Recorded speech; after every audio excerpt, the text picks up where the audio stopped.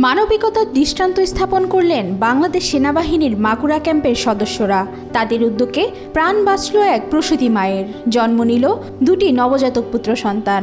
মঙ্গলবার সকালে মাগুরা পৌর এলাকায় জরুরি ভিত্তিতে ও পজিটিভ রক্তের অভাবে সংকটে পড়েন এক প্রসূতি নারী।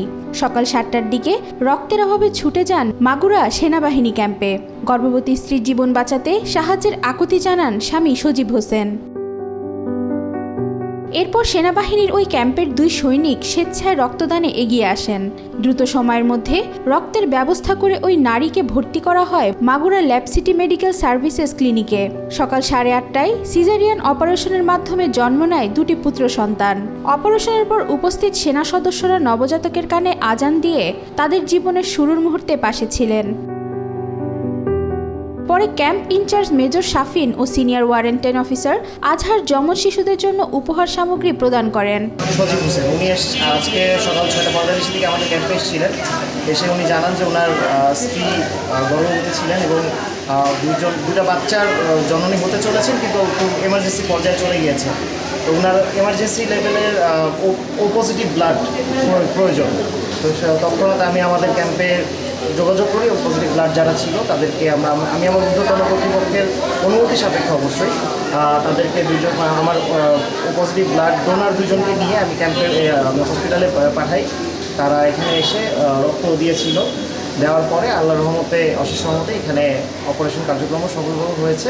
যমজ পুত্র সন্তানের পিতা মোহাম্মদ সজীব হোসেন জানান, আমার স্ত্রী উর্মি খাতুন যখন হাসপাতালে ভর্তি হন তখন চিকিৎসকরা জানান সিজারের সময় রক্তের প্রয়োজন হবে। সেই খবরে আমরা ভীষণ দুশ্চিন্তায় পড়ে যাই, কিন্তু মাগুরা আর্মি ক্যাম্প থেকে রক্ত সহায়তা আসায় আমরা স্বস্তি পাই। তাদের এই সহায়তায় আজ আমার স্ত্রী ও নবজাতক যমজ সন্তানরা সুস্থ রয়েছেন, এজন্য আমি চিরকৃতজ্ঞ। 1:30 বাজে ওই সময় আমি অনেক পেজে রক্তের জন্য যোগাযোগ করার চেষ্টা করি। আমার মাগুরাতে কোনোভাবে রক্ত ম্যানেজ করতে পারি না। তারপর আমি নিজে বাংলাদেশ সেনাবাহিনী ক্যাম্পে মাগুরা সেনাবাহিনী ক্যাম্পে যাই।